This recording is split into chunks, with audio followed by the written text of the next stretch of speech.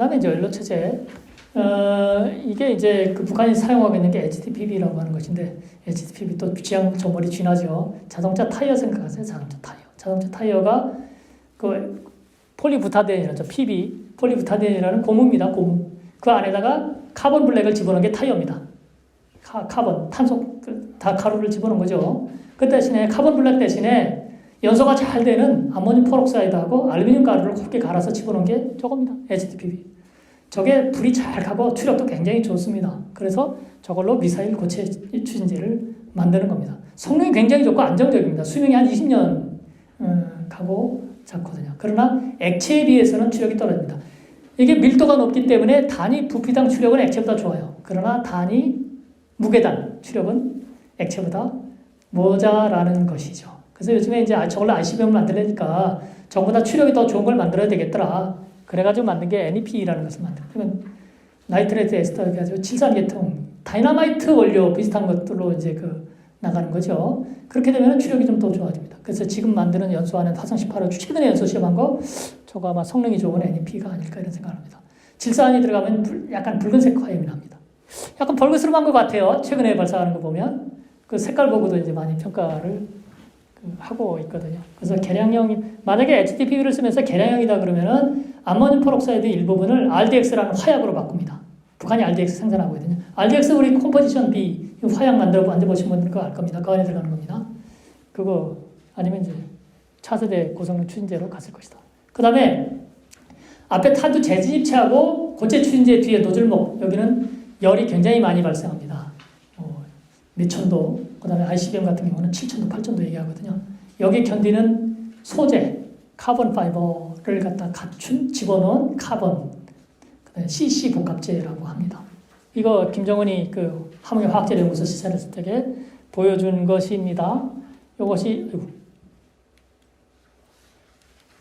요거 감는 기계 감았죠. 그다음에 요것이 뒤에 노즐목, 노즐트롯 요것이 앞에 탄두 재진입체 가공 전에 가공한 겁니다. 다 있죠. 그래서 이제 우리가 뒤에 나오는 수치, 밀도 몇 그램 이런 식으로 1.8음 이거 계산하는 것들을 살펴보면 저 정도 그 표준이면은 만들만하다 이렇게 얘기를 합니다. 단중거리는 온도가 그렇게 안 오르거든요. 한 2000도분이 안 오르기 때문에 그런 거는 카본 파이브 필요 없습니다. 그냥 저 유리 섬유 같은 걸로 페놀 수지 같은 것도 만들거든요. 그래서 이제 그런 것들은 쉽게 만들고 우리나라에 대한 것은 저런 거 굳이 필요 없습니다. 다 공격 가능합니다. 미국 극초음속 미사일 만든다고 여러 가지라 이것도 이제 두 가지가 있는데 하나는 순항 미사일 형식, 미국은 순항 미사일로 만들려고 많이 노력을 하죠. 중국은 이제 탄도 미사일에다 붙여서 탄도 미사일을 먼저 쏘면 높이 올라가서 속도가 굉장히 빠르니까 그걸로 내려오면서 탄도 분리한 다음에 그것이 기동을 하면 극초음속이지 않습니까? 그런 식으로 이제 얘기를 하고 있는 것이고요. 이거는 이제 첸셰션이 아시죠?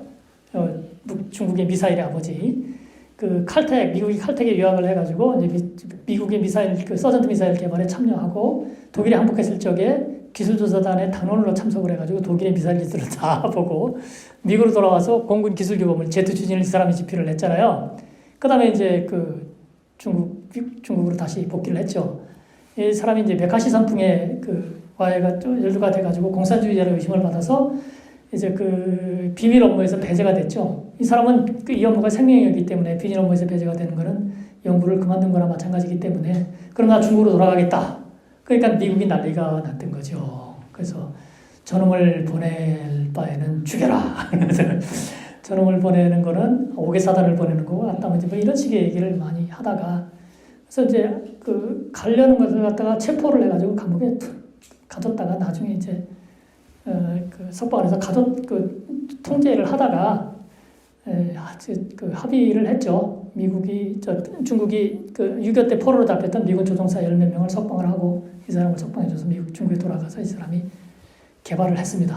그래서 이제 이 극초음속 미사일의 탄두기동의 원리는 2차 대전 때 독일의 젠거라는 사람이 개발한 원리인데 이 사람이 독일의 기술조사를 갔다 그랬잖아요. 알죠? 그래서 이걸 개발해 와가지고 사거리 늘릴 수 있다. 이런 식으로 하면 낮은 걸로 파리를 공격할 수 있다.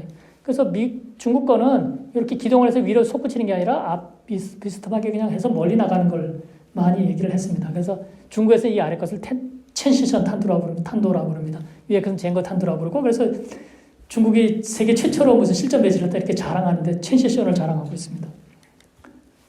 그러면서 이것을 갖다가 전술적으로 어떻게 활용을 하느냐. 일반적인 탄도미사일이 고고도 방어망 통과하고 저고도 방어망도 2번 통과해야 됩니다. 그런데 하나는 고고도 방어망은 디코이를 가짜 탄두로 해서 통과를 한 다음에 저고도 방어망 바깥에서 밑을 파고들어서 떨어지는 거. 아니면 고고도 방어망 바깥에서 한 번 탄두 기동을 한 다음에 두 번째 저고도 방어망 밑을 파고드는 거. 이런 식의 전술적으로 활용할 수가 있다는 것인데 이런 식으로 2번 기동을 하면은 한 번 기동할 때마다 에너지를 잃어버립니다. 속도가 뚝 떨어집니다. 그래서 북한 것을 보면 다 바깥에서 떨어져가지고 이 중간으로 고고도 방어망과 저고도 방어망 중간적으로 파고들면 30에서 50km 고도로 쭉 가다가 떨어집니다. 한 번 기동을 하는 거죠. 그래서 속도는 어느 정도 유지가 됩니다. 그러나 기동을 하면 할수록 그 속도가 줄어들기 때문에 결과적으로 끝에 가면은 요격이 가능하다. 아니면 EMP겠느냐? 30에서 50km 고도에서 EMP 다들 터뜨리면 가장 효과적이기 때문에 그런 얘기를 많이 합니다. 그러나 지금 보면 사드 방어막 사드의 아래쪽 하한 고도를 낮추고 있잖아요.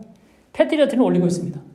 저거도만. 그 다음에 중간에 우리 LCM을 개발했잖아요. 중간 고도를 지금 배치하고 있습니다. 이게 다 이런 용도 때문에 나오는 겁니다. 이렇게 기동을 하기 때문에 이것을 방어하기 위해서. 이렇게 방어하면은 고고도에서 한번 방어하고 중고도에서 한번 방어하고 저고도에서 한번 방어하고 그 다음에 무엇보다 미사일망을 레이더망을 연동합니다. 사드 레이더가 패트리어트 레이더로 이렇게 연동이 돼서 표적 정보를 갖다 전송하게 되어 있거든요. 그렇게 되면 같이 몇 번을 요격하는 그런 그 효과가 있습니다. 그러면 이제 상당히 효과적으로 요격을 할 수가 있습니다. 우크라이나 전쟁 때 지금 보세요. 러시아가 이스칸데르 북한 것의 원조라고 하는 것을 많이 발사했는데 상당히 요격이 되잖아요. 패트리어트의 요격을 당하고 있습니다. 왜 그러냐? 기동을 할 때 에너지를 잊어버리기 때문에. 미리 대비하고 있으면 요격이 가능하기 때문에.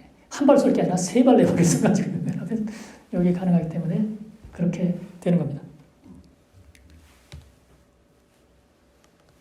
EMP 공격인데요. 원자탄이 저고도에서 터질 때는 화구가 이렇게 나옵니다. 그런데 한 80km 정도 올라가면 여기는 공기층이 별로 없어요. 그 이상 고도에서 터질 때에도 아래쪽으로 내려와서 이온층이 있는 곳에서 그 화구가 형성이 됩니다. 더 넓게. 더 높은 고도는 더 넓게. 그리고 30에서 50km 고도까지 X선, 감마선이 내려와가지고 여기 공기가 많거든요. 여기서 지구 전자장하고 마찰을 일으켜가지고 여기서 이제 EMP 효과가 발생하게 됩니다. 그 아래쪽에서 전자기기들을 회파하는 그런 효과가 있게 됩니다. 그래서 이제 이 높이 올라갈수록 살상 범위가 그 피해 범위가 넓어지지만 위력은 약해지고 더 아래로 내려가면은 그 위력은 커지지만 이제 범위가 좁아들게 되는 거거든요. 그래서 이제 일반 위력일 때 30에서 50km 고도를 많이 얘기를 합니다. 그러나 이건 지구자기장의 효과가 있기 때문에 지구자기장이 남극, 북극을 이렇게 왕래를 하잖아요. 그래서 북이 38도, 35도에서 터지면 남이 35도에도 효과가 나타납니다. 마음대로 쓸 수 있는 게 아니라는 거죠. 남한만 피해보는 것이 아니라는 것이죠. 그 다음에 저 위를 통과하는 인공위성이 피해를 받습니다. 특별히 태양광 전시판. 그래서 전 세계 나라 그 인공위성이 우리나라를 통과할 때 다 조금씩 피해를 받고 한 일주일 지나면 그 수명이 이제 확 단축되는 수가 있거든요. 그래서 마음대로 사용할 수 있는 무기는 아니다. 그 다음에 이제 북한의 핵무기에서 가장 큰 문제가 무엇이냐. 미국, 중국, 이런 나라들은 대규모 원자력 발전소를 이제 가동하고 있습니다. 그러니까 이것은 에너지부에서 관할합니다. 국방부에서 관할하는 것이 아니고 여기서 핵무기에 필요한 핵물질을 염가로 생산해서 줍니다. 그 다음 단계부터 이제 그 국방 쪽에서 연구를 해가지고 배치를 하는 것이죠. 그래서 이제 원자력 발전소를 돌려가지고 굉장히 많은 돈을 벌어서 그걸 투자하는 것이기 때문에 산업이 유지가 되면서 한편으로는 국방비가 대폭 절약이 됩니다. 북한은 그러질 않습니다. 상업용 원자로가 없죠. 오로지 군수 용도로 이 기이다란 원자력 주기를 가동을 하고 있습니다. 그러니까 도처에서 그 문제가 발생을 하는 것이죠. 기술적인 장애도 있고 고도화도 어려워지고 돈이 엄청나게 들어가는 것이죠. 핵무기에 소요되는 비용이 엄청나게 넓어진다. 그 다음에 도처에 임기응변이 했다. 그래서 유지보수에 커다란 문제가 있다. 그 다음에 요즘 경제가 어려워지기 때문에 철강 생산, 특수광 생산 이런 쪽이 예전 같지가 않습니다. 그래서 대량 생산이 문제다. 북한의 최대 문제는 대량 생산, 유지보수 이쪽이다. 그래서 지금에서 막 실험하고 뭐 미사일 날아다니고 이런 것들은 다 대부분 체계 통합 단계에서 하는 것들이거든요. 그런 거 가지고 북한의 성능을 평가하기가 어렵다. 보면 이제 무기 체계를 평가할 때 기술 준비도 테크놀로지 리디스 레벨 이런 평가를 하는데 1차부터 5차까지는 5단계까지는 요소 기술 개발, 6, 7쪽이 이제 체계 통합 단계, 시험 발사 단계, 7, 8, 9가 이제 유지 보수 대량 생산 단계라고 하면 원자탄, 수소탄 뭐 이런 것들은 생산해 가지고 유지 보수 단계이긴 하지만 유지 보수 단계에서 어려움을 겪고 있다. 극초음속 미사일은 체계 통합 단계다. 액체 고체 미사일도 체계통 강에서 지금 시험하고 있는 단계다. 아직까지 대량 생산이 안 돼 있을 것 같다. 나머지는 요소 기술 개발 단계다. 이렇게 생각을 하고 있는 것이죠. 그래서 우리가 대응 방안을 생각할 때는 항상 단계를 생각해서 대량 생산 여부를 따져가면서 대응을 해야 된다.